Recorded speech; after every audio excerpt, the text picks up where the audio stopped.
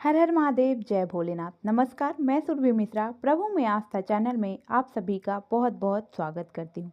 दोस्तों, आज शनिवार का दिन है और इस दिन शनिदेव की पूजा की जाती है। शनिदेव की पूजा करने से शनिदेव प्रसन्न होकर अपने भक्तों के सभी कष्ट दूर करते हैं। जिनकी कुंडली में शनि दोष हो, शनि की साढ़े साती हो या अढ़ैया हो, तो उन्हें शनिवार का व्रत रखकर शनिवार व्रत कथा का अवश्य ही पढ़नी या सुननी चाहिए। शनि देव की कथाओं के साथ ही शनि चालीसा का पाठ करने से सभी प्रकार के कष्ट दूर हो जाते हैं और शनि देव की कृपा से भक्तों के अच्छे दिन शुरू हो जाते हैं। तो आज सुनिए शनि देव की कथा, शनि देव की व्रत कथा। तो आइए इस कथा का श्रवण करते हैं। एक बार की बात है, सभी नवग्रहों यानी कि सूर्य, चंद्रमा, मंगल, बुध, बृहस्पति, शुक्र, शनि, राहु और केतु में विवाद छिड़ गया कि इन सब में बड़ा कौन है। सभी आपस में झगड़ा करने लगे और कोई निर्णय ना मिलने पर सभी देवराज इंद्र के पास निर्णय कराने के लिए पहुंचे। सभी नवग्रहों को अपने सामने देखकर इंद्रदेव घबरा गए और उन्होंने निर्णय करने में अपनी असमर्थता जता दी। परंतु कहा कि इस समय पृथ्वी पर राजा विक्रमादित्य हैं, जो कि बहुत ही न्यायप्रिय हैं। वही आपके इस विवाद का निर्णय कर सकते हैं। तब सभी ग्रह एक साथ राजा विक्रमादित्य के पास पहुंचे और अपने विवाद के बारे में राजा को बताया, साथ ही उनसे निर्णय करने के लिए कहा। राजा विक्रमादित्य ने इस विवाद को बहुत ध्यानपूर्वक सुना। अब राजा इस समस्या से परेशान हो गए, क्योंकि वो जानते थे कि जिस किसी ग्रह को भी छोटा बताया जाएगा वही ग्रह क्रोधित हो जाएगा। तब राजा विक्रमादित्य को एक उपाय सूझा। उन्होंने स्वर्ण, जत, कांस्य, पित्तल, सीसा, रांगा, जस्ता, अवक्र और लोहे, इनसे 9 सिंहासन बनवाए और उन्हें इसी क्रम से रख दिया। फिर उन सब से आग्रह किया कि आप सभी कृपा अपने अपने सिंहासन पर विराज हों। जो भी अंतिम सिंहासन पर बैठेगा वही सबसे छोटा होगा। राजा विक्रमादित्य के ऐसा कहते ही वह सिंहासन सबसे बाद में, लोहा का सिंहासन सबसे बाद में होने के कारण शनिदेव सबसे बाद में बैठे, तो वही सबसे छोटे कहलाए। अब शनिदेव को लगा कि राजा ने ऐसा जानबूझकर किया है। तब वह क्रोधित होकर राजा से बोले कि राजा, तू मुझे नहीं जानता। सूर्य एक राशि में 1 महीना, चंद्रमा 2.25 महीना, 2 दिन, मंगल 1.5 महीना, बृहस्पति 13 महीने और बुध और शुक्र 1-1 महीने विचरण करते हैं।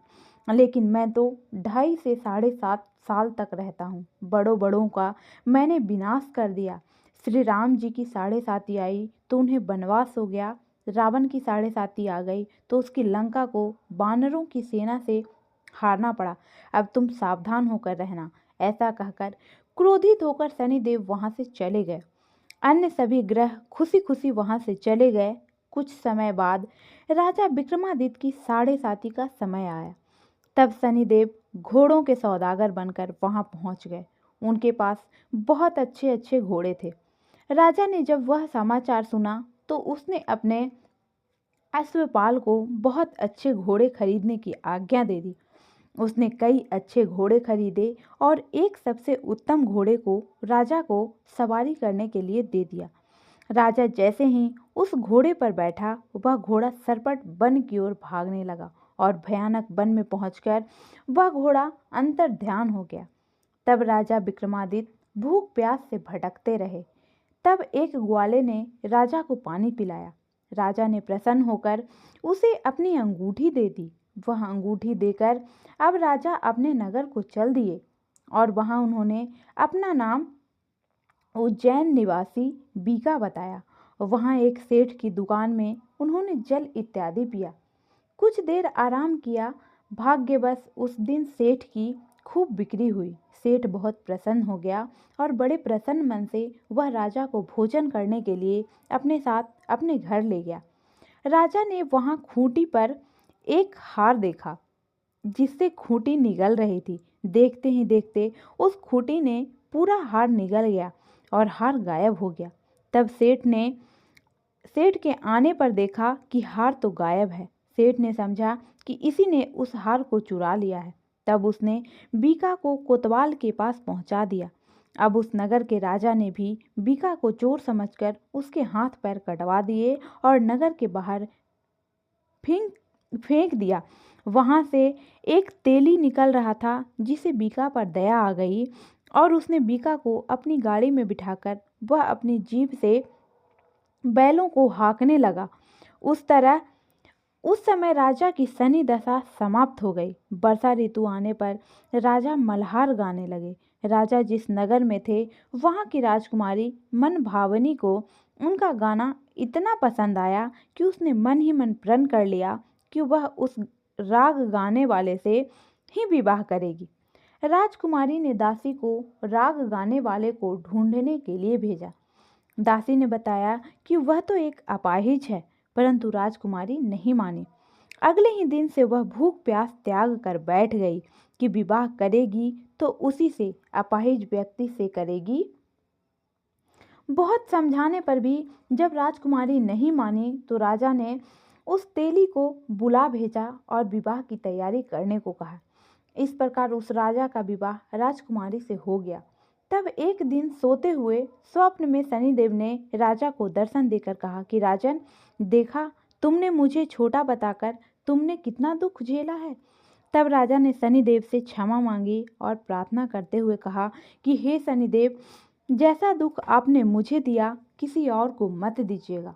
शनिदेव मान गए और कहने लगे कि जो मेरी इस कथा को पढ़ेगा या सुनेगा और व्रत करेगा, उसे मेरी दशा में कभी कोई दुख नहीं होगा। जो भी व्यक्ति रोज मेरा ध्यान करेगा और चींटियों को आटा डालेगा, उसकी सभी मनोकामनाएं पूर्ण होगी। तब शनिदेव ने प्रसन्न होकर राजा के हाथ पैरों को वापस ठीक कर दिया। सवेरा होने पर, आंख खुलने पर राजकुमारी ने देखा तो वह हैरान हो गई। अपनी पहचान छुपाए राजा ने राजकुमारी को बताया कि वह तो उज्जैन के राजा विक्रमादित्य हैं। यह बात जानकर सभी बहुत प्रसन्न हुए। सेठ ने जब सुना तो वह राजा के पैरों में गिरकर क्षमा मांगने लगा। राजा ने कहा कि वो तो शनिदेव का क्रोध था, इसमें किसी का कोई दोष नहीं। सेठ ने फिर भी निवेदन किया कि मुझे शांति तभी मिलेगी जब आप मेरे घर चलकर भोजन करेंगे। सेठ ने अपने घर तरह तरह के व्यंजनों से राजा का स्वागत सत्कार किया। सबने देखा कि जो खूंटी हार निकल गई थी, वही अब उसे उगल भी रही थी। सेठ ने बहुत सारी मोहर देकर राजा का धन्यवाद दिया। सेठ ने राजा से अपनी कन्या श्री कंवरी से विवाह करने का निवेदन किया, जिसे राजा ने तुरंत ही स्वीकार कर लिया। कुछ समय बाद राजा अपनी दोनों रानियों मनभावनी और श्री कंवरी को सभी उपहार सहित लेकर उज्जैन नगरी को चल दिए। वहां सभी नगरवासियों ने नगर के बाहर आकर राजा और अपनी रानियों का खूब आदर सत्कार किया। सारे नगर में दीपमालाएं बनाई गई, सभी द्वारों को खूब सजाया गया और सारा नगर जगमग करने लगा। तब राजा ने घोषणा की कि मैंने शनिदेव को सबसे छोटा बताया था, जबकि असल में तो शनिदेव ही सर्वोपरि हैं। तब से सारे राज्य में शनिदेव की पूजा और कथा नियमित होने लगी। सारी प्रजा भी खुशी और आनंद के साथ अपना जीवन बिताने लगी। जो भी कोई शनिदेव की इस कथा को पढ़ता या सुनता है, उसके सभी दुख शनिदेव की कृपा से दूर हो जाते हैं। व्रत के दिन इस कथा को अवश्य ही पढ़ना या सुनना चाहिए। यदि संभव हो तो सप्ताह के सभी दिन इस कथा का पाठ करना चाहिए। अब सुनिए